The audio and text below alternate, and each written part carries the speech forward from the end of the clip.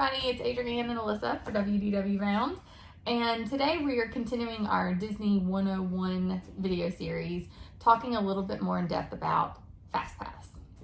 You can hear it called Fastpass, Fastpass Plus. They call it a lot of, well, not a lot of different things, just those two things. FP. Right, FP, there you go, FP Plus. You never know how you might see it abbreviated, especially like in Disney groups or whatever. But basically what it is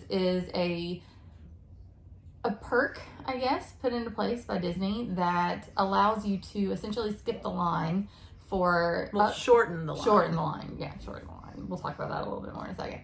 But shorten the line for attractions in the parks. So you might get... So what Disney does is they've given a system where when you purchase tickets from them, you and every person in your party that has a park ticket valid for that day, you get up to 3 Fast Passes per... Family group? Right, per family group, per person. Yeah. That you can book ahead of time. And what we mean by that is that of all the rides that have what is called a Fast Pass line, you can, like we said, it shortens your time. It's kind of hard to explain. I'm finding as I'm trying to say this out loud. It's a separate line. Like right. there's a standby line. Standby queue, right. Some rides will have the single rider line, and then there's the Fast Pass line. Right. And only so many Fast Passes for each attraction per time period are given per day. So it's significantly shorter. They tell you that it's going to be about 50% of the standby line, whatever the wait time is posted. Yeah, at least for the high demand rides, like Seven Dwarfs Mine Train, Flight of Passage, it's about 50%. On the other ones, it's like 75%, right. I think. Yeah, because I remember when we had that Fast Pass for Flight of Passage right after it opened, just a few weeks after it opened, it was a 4-hour standby line at least. And it took us, still like 45 minutes to get to 45 minutes to an hour. Yeah, so you're not guaranteed to skip the line completely and have no wait whatsoever. It gives you a shortened time. Yeah. And so we love this about Disney because it's free. A lot of other places that we visited. Disney World, right. Well, no, Fast Pass is still free in Disneyland. True. Max Pass. Yeah, that's right. It's a whole other conversation. Anyway. Yeah. But yeah, so it's a free service that Disney offers that, like I said, a lot of other theme parks don't. We've been to Universal in Orlando, and you have to pay a lot. A lot. Like the cost of a ticket itself. Yeah, basically for an express pass, and right. That's just ooh. Right. So it's another layer of planning too for your Disney vacation, because for on-site guests, meaning you're staying in a Disney resort, you choose your 3 Fast Passes per day at 60 days prior to your check-in date. If you're staying off-site, or say you're an annual pass holder and you live locally or something like that, you do it 30 days ahead of time. And then you have, so let's say, okay, so that's how Fastpass works, right? We're going to go into a little bit more detail later about how you choose your Fastpasses, but basically they're quick, gets you on a little bit quicker. You choose 3 ahead of time before your trip starts. And then once you are actually there on the day, let's say that you've chosen your Fast Passes for Seven Dwarfs Mine Train from 10 o'clock to 11 o'clock on the day that you're in Magic Kingdom. You get your 1-hour window that you put 60 days before if you're staying on site. And then you have a little bit of a grace period. Let's say that you had an early morning breakfast at Be Our Guest, and then you're headed to Seven Dwarfs Mine Train. You are running a little late because service was a little bit later, whatever happened at your restaurant. They'll still honor that typically about 15 minutes after your Fast Pass window ends. Yep. And if you're a little early, sometimes there's a 5-minute grace period or so before your Fast Pass window starts. Yep. Okay, so if it wasn't already complicated enough, a few years ago, I can't remember how many years ago, can you? They threw in a little bit of a wrench called the tier system.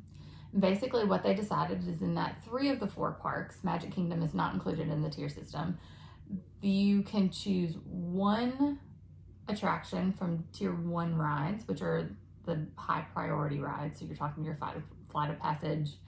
Now in Hollywood Studios, you're looking at Slinky Dog Dash, Smuggler's Run, and the new Minnie and Mickey's that's coming up. So the high priority attractions are tier 1, and then you choose your other 2 from what they consider to be tier 2 attractions. So again, in Hollywood Studios, that's going to be Star Tours. A lot of the shows. Yeah, a lot of the shows. Now, granted, they just added tier 2 Rock and Roller Coaster. And, True. But that doesn't start until February 19th, right? True, right. So in a couple of weeks. But so I used to be really upset about the tier system, and I still don't love it for like Epcot. Epcot's probably the one that I struggle with the most because their tier 1s are Soarin', Test Track, and Frozen Ever After. Yeah. And so that's basically the only rides in Epcot that you would need a Fastpass for. All the other ones are low demand enough that you could do standby and it's fine. Right, exactly. So, and Hollywood Studios struggled. I got really irritated with it when we went in October because everything that we wanted to ride was all tier 1. So we literally because like everything was tier 1 Fastpass for a while. Yeah, literally everything. So when I booked our Fast Passes for Hollywood Studios Day, all we did was Tower of Terror. Literally, because everything else was a show. Right. Basically. So this change coming in February is fantastic. Oh, it's so good. Like, it needs it because it was miserable. We were irritated by the end of the day because we didn't get to do anything. Because then you have to do all the, we booked, when we went in December, we had 2 Hollywood Studios days. So we did, one day we did Rock and Roller Coaster, the other day we did Tower of Terror, and then we picked shows for the other 2 because I'm not letting my fast passes go waste. Yeah, and we should have done that and then like either just like checked in and then just left or something, like, because we could have, I guess, done Star Tours, but it was literally a 15-minute wait when we did it. So like we were able to, you don't need a fast pass for that. But it limited us because we couldn't get any additional fast passes because I didn't want to do fast passes for the tier 2 stuff because we didn't want to like do the Frozen sing along. Yeah, we didn't want to do the Frozen sing along. We didn't want to do the Indiana Jones their show that's like an hour long. Right. So anyway, you want to be so they're changing it, yes, and I'm very excited. But that just goes to show that you really, if you're planning a trip and it's in any sort of length ahead of time, keep up with the changes that Disney's making because they make them frequently. They change park hours frequently. They change fast passes systems frequently. It's really kind of hard to keep up. So, like we said, this thing in February messed up a lot of people's plans because they already had their fast passes for like Rock and Roller Coaster. True. Or they had it for, Smuggler's Run. Maybe that was coming up. And then all of a sudden they announced that Mickey and Minnie's Runaway Railway was going to be in tier 1. And so they were switching it for that. So it's just, you got to kind of keep on top of things. Yep. All right. So now that we've kind of gone through what a Fastpass is, how it works, we're going to go park by park and talk a little bit about what we recommend as your Fastpasses and which ones aren't necessarily worth your Fastpass options. Yes. So first we'll talk about Magic Kingdom because Magic Kingdom does not use the tier system. So that's a great thing because you can get a lot more accomplished, I feel like, without being restricted to the tier system. Right. But we always say because you're kind of unrestricted with Magic Kingdom, to always keep in mind what your kids will actually ride because we've had a lot of experiences with your kids that we'll get a Seven Dwarfs Mine Train and then they'll be like, no, I don't want to ride it. So like keep that in mind because they don't always tell you like thrill level, and so like you don't want to, for a kid who's not done a roller coaster, don't start them out with like Space Mountain. Right, because those, like the mountains, I would say in Magic Kingdom are the ones that are most sought after. Yeah. So you've got Space Mountain, Big Splash, Big Thunder Mountain, Splash Mountain. Big Splash. Big Splash. Big Splash. They're right next to each other. There might as well be one ride. And Seven Dwarfs Mine Train, which does have mountain in the title, but it counts. Yeah. And so those are like the ones everybody says you have to get these. But if you have a 2-year-old, they're not going to be tall enough for Space Mountain. Or even a 3-year-old, most likely. Yeah. So you do, as with everything, it depends on your family. It depends. But Seven Dwarfs Mine Train is really good because it's an introductory coaster. So your littles, if you're going to start them out with a roller coaster, that's a good one to start them out with. In Magic Kingdom. Kingdom. Maybe do Barnstormer first. Yeah, Barnstormer first. And you don't need a fast pass for that. So just to kind of gauge how they'll do. And then if you got older ones like preteens, teenagers, obviously go for the Space Mountain, right? Big Thunder, Mountain. All those kind of stuff, right? Like another one that's highly in demand is Peter Pan, But again, if you have a 12 or 13-year-old, they don't care about that. I can't imagine that they would want to ride that one. Yeah. And then another one that we threw in just as kind of like a maybe kind of situation is Haunted Mansion.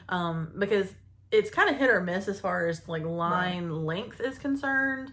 But the entire queue is outside.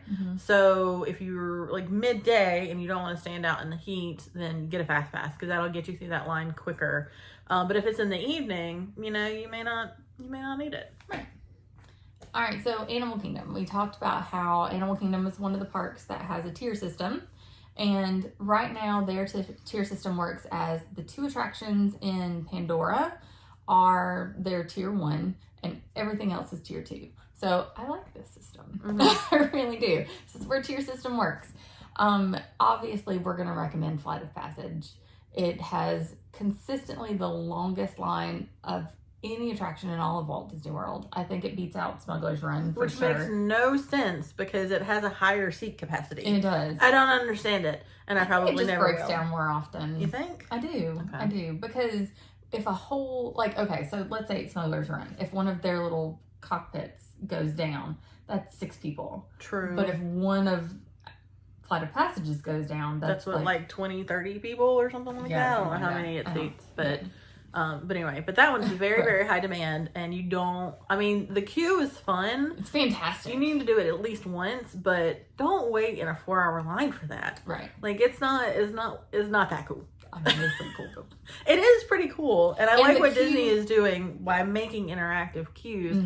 But if you're interested in that ride, then we always recommend doing the Fastpass because otherwise you're going to be standing in a row. And otherwise, if you're going to do it standby, which I don't recommend because Navi River Journey is not worth a Fastpass, which is the other attraction in Pandora.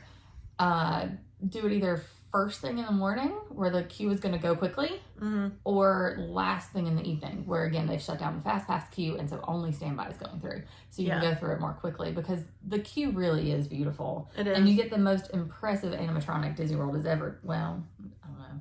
I don't know, they're topping themselves. Yeah, they're topping themselves when it comes to animatronics, but it's really cool regardless. It's really, really cool. And that whole lab area of the queue that you skip if you go through the Fastpass is really, really fascinating. We got stuck there for like 3 hours one time when it broke down. So we really got to check it out good. Yeah. We got really, really acclimated to the that whole lab section. Yeah. Yeah. But if your kids aren't going to ride that, then obviously Navi River Journey is a good alternative to that because it's basically just a really, really pretty boat ride. Right. So it's not scary. No height requirements. No height requirements, not scary, nothing like that. And it's really beautiful. Right.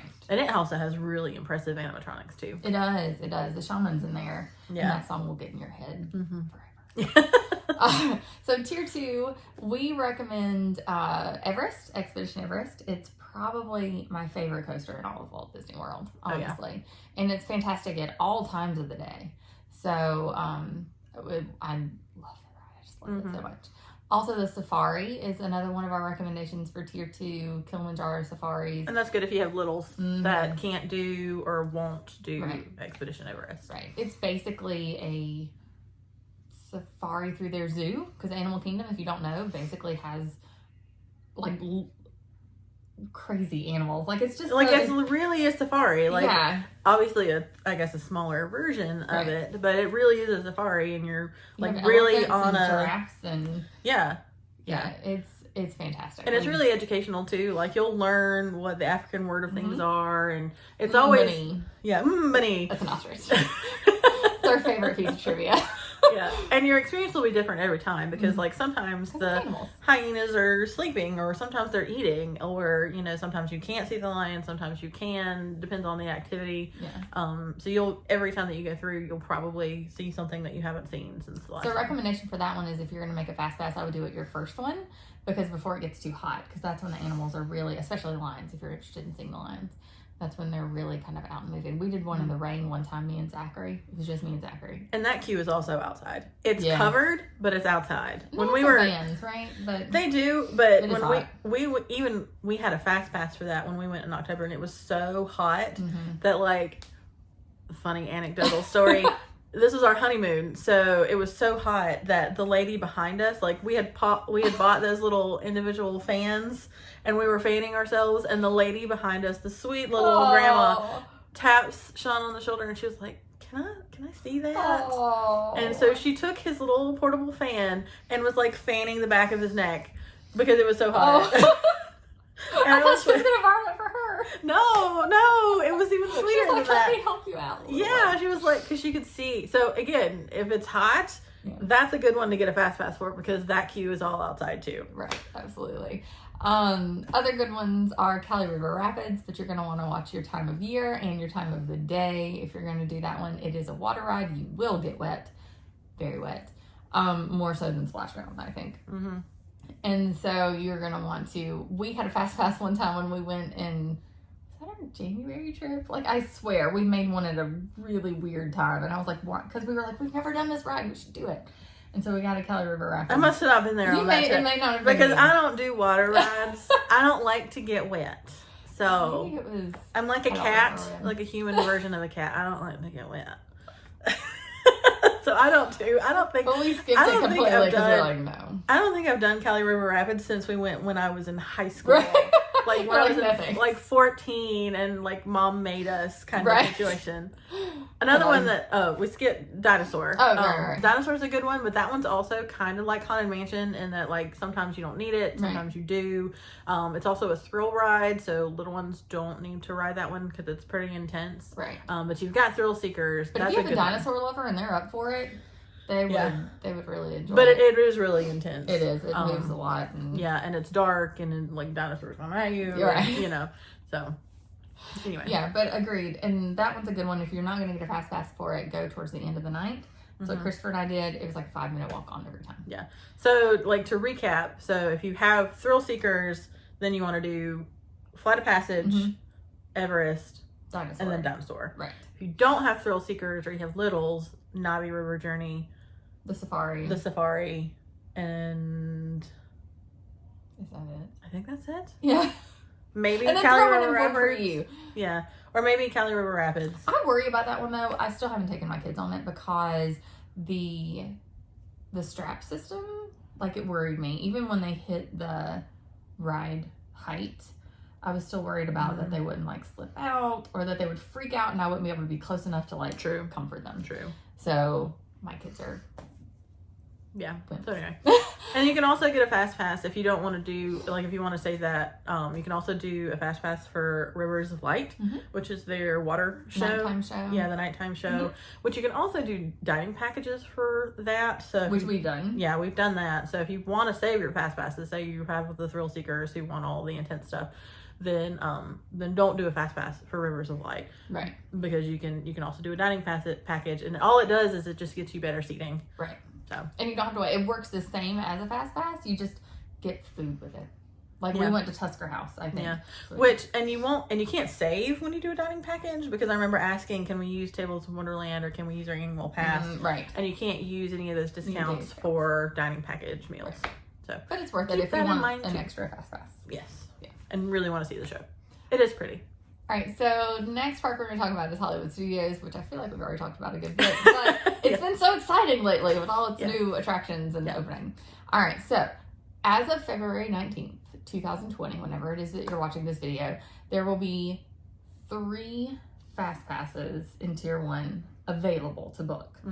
Those are Slinky Dog Dash in Toy Story Land, Smuggler's Run in Galaxy's Edge, and Mickey and Minnie's Runaway Railway, which, as a speech therapist, is very difficult to say.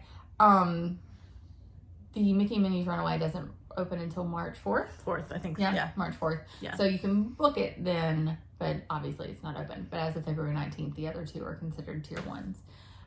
All 3 of those are great choices, honestly. So it's really going to depends on your family and what it is that you're wanting to get accomplished.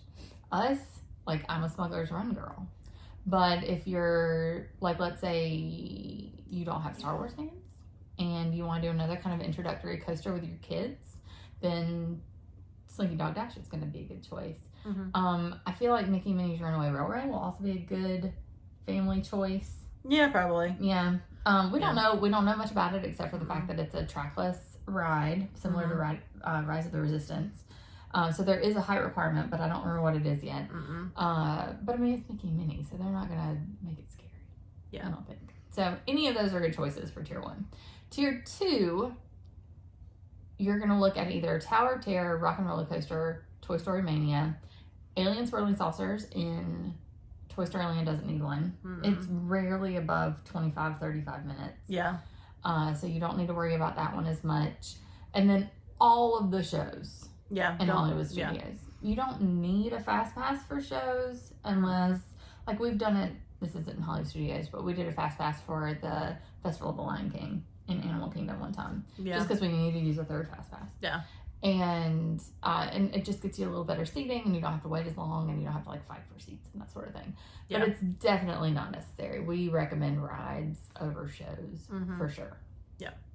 So tell them about how to get all the tier 1 rides in one day, because this is your tip trick. This was my tip. All right. Yeah. So, well, this isn't counting Mickey and Minnie's. That might be a little bit tougher. True. But that's not open yet as of this video. So we're going to go with like what's open. Like let's say you go on February 20th, right? Yeah. So you're going to get to Hollywood Studios as early as humanly possible. They lately have been opening at 7 o'clock. So people are getting to the parks around 6:15, 6:30 to get in. And what you're going to do is you're going to have made your Fastpass for Smuggler's Run or Slinky Dog Dash. Pick one. Doesn't matter. So you're going to get there first thing in the morning. They're using a boarding system for Rise of the Resistance, which is a completely different topic. But basically what you do is you join a virtual queue. So you get into the park, you join a boarding group, which my husband and I did last time we rode it. And then you just wait until they say, hey, it's time for your group to come. So you can spend the rest of the morning doing whatever you want. You're not standing in the actual line.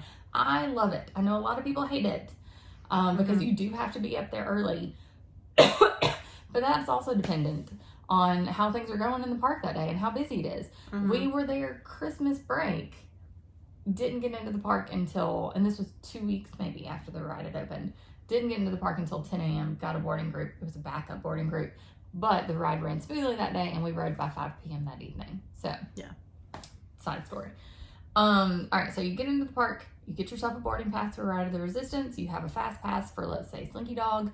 And so for 10 o'clock that morning, as soon as the park opens, you've got your boarding pass. You run back to Galaxy's Edge. You ride Smuggler's Run while the line is short. And then you use your Fastpass for Slinky Dog. Or vice versa. Right, or vice versa. And have your backup boarding group for later. So you get all tier 1s in one day. Yep. And then you can go do whatever you want. Do whatever you want. Watch all the shows. Yeah. Yeah. So let's talk about Epcot now. So Epcot also has the tier system. So we recommend Soarin', though that may be a little intense for little ones because like Zachary won't ride it. Because it raises you up. Yeah, and it's a height thing. And it'll make you like scrunch your feet up because, you know, you're afraid like you're going to lose your shoes or something like that. But that's a really fun one. It's one of our favorites at Epcot. We also recommend Test Track for the older ones. It's fun for littles, depending on how they do roller coasters because like the first half of the ride is you designing your car and then you're testing it. So it goes like through weather and stuff like that, and then the last bit you go around the track at 60 miles an hour, which is the intense part. So just kind of depends on how your kids do with roller coasters. So if they're not into that, they're height scared for Soarin', then there's always Frozen Ever After, which is still pretty popular. Yeah, and that one's not as intense, obviously, because it's based on Frozen. It's what used to be the Maelstrom. So there is a little bit of a drop, kind of like at Pirates of the Caribbean has a little bit of a drop, which you can show the little picture of us when we didn't know that. Because we are terrible Disney fans and we'd never ridden Maelstrom, so we had no idea. And so our PhotoPass picture was us like, terrified. This is happening. We'll insert that here. Don't worry. We'll insert it. Yeah. So that's a good one for kids because it is a dark ride, but it's not scary. Right. So for tier 2, we There's not a lot of great ones. There's not really a lot of great ones. So it's just like whatever your preference is. So if you're thrill seekers, we recommend Mission Space. Orange. But that's only for Orange. So that's like if you're the more really intense. Yeah, that's the one where you feel like G-forces and stuff like that. So Green, if you're gonna do that, then get a fast pass. Yeah. But if you're gonna do green just to experience it, don't get a fast pass. You don't need it because it's never a long line. And then we also mentioned Spaceship Earth just because it's going to be going down for refurb. So there's probably going to be a spike in crowd levels. So you may want to fast pass that one just to avoid, because I think most of, and not all of that weird queue. too. That one fluctuates a lot. You never know if it's going to be an hour or if it's going to be 15 minutes. But that queue, again, is 100% outside. Now, it's in the shade of but the it's Space still, Ball, but it's it is still outside. It's not an interesting queue. No, at all. Yeah. So, so we've talked about things to get a fast pass. So let's talk about things that you should not. We've briefly mentioned them, but let's to kind of recap what we do not recommend wasting a fast pass on. And we say this not because the rides aren't good, but because the lines are usually consistently low enough where you don't need them. Yeah. So Magic Kingdom, we're looking at Dumbo. And that's a special case too, because when they did the refurb of Dumbo a few years ago, what they did is they also kind of implemented a virtual queue in that you get like, almost like you're at a restaurant, you get a little beeper thing. And then they have this huge indoor playground area so the kids can play. And then when your beeper goes off, it's your time to get on the ride. Yeah. So heads up though, it's a madhouse in there. And my kid got kicked in the face. Oh no. So... Yeah, and you may struggle getting your kid out of the play area. Yes, we've struggled with that too. Because it's fun and it's interesting and there's lots of stuff going on in there. But you don't need a fast pass for that reason. Monsters Inc. Laugh Floor, which is not a show or it's not a ride, so it's a show. Right, but awesome. Yeah, it's good. Yes, you should definitely do it. But the lines aren't long enough that you're ever going to need a fast pass. Yeah, for 15, 20 minutes. Most I've seen is like 20 minutes. Right. Barnstormer, again, we've mentioned that before. It's like the super baby introductory coaster in Fantasyland. The line, again, I've never seen it greater than probably 30 minutes. But if that is an absolute priority for your kid, like you're like, I've got to do this to see if they can do a coaster, go ahead and get your fast pass for it because it does have a high requirement and that queue is also all outdoors. So it's pretty hot. Yeah. Pirates of the Caribbean, the queue's indoors and it's pretty fun actually. Lots of hidden little Easter egg things in there. That's a lot of fun to find. And it moves pretty quickly too. It does. Because it's an omni-mover boat ride sort of thing. So it moves and it has a pretty high capacity. And if it's really hot, like it's not a bad idea to stand in 30 minutes of AC. We hid in there during a rainstorm one time. Yeah. Like the ride was still going and like it started raining crazy hard. So we ran in there and it was, a nice place to hide for a little while. Yeah. While waiting. Yeah. All right, so Animal Kingdom. Tough to be a bug. I have a love-hate with this. It's not a ride. It's a show. It's in the Tree of Life, so that's pretty cool. You get lots of up close. The queue is fun, but again, outdoors. But you get up close views to the tree. Of all the carvings in the Tree of Life. But that one also will probably scare your kids because it's an interactive, like 3D show, and it's all about bugs. And it like sprays I'm with a stink smell. 33-year-old lady, and I still don't like this. Like I will like scoot up on my chair and like because duck down. Like a buzzer, like poke you in the like back. Stuff comes down, and then like bees will like sting you in the back. And Melanie hated it. Remember? I remember when the first time I did it, I was like, "This is literally my hell." Like. I have died and I didn't go to heaven, and this is what it's like because I have a huge bug fear. Like I don't like any bugs, and I was like, why did Mother make me do this? I do remember that when our first trip when we were like when I was either 14 or 17, those like high school trips. We did it, and I was like.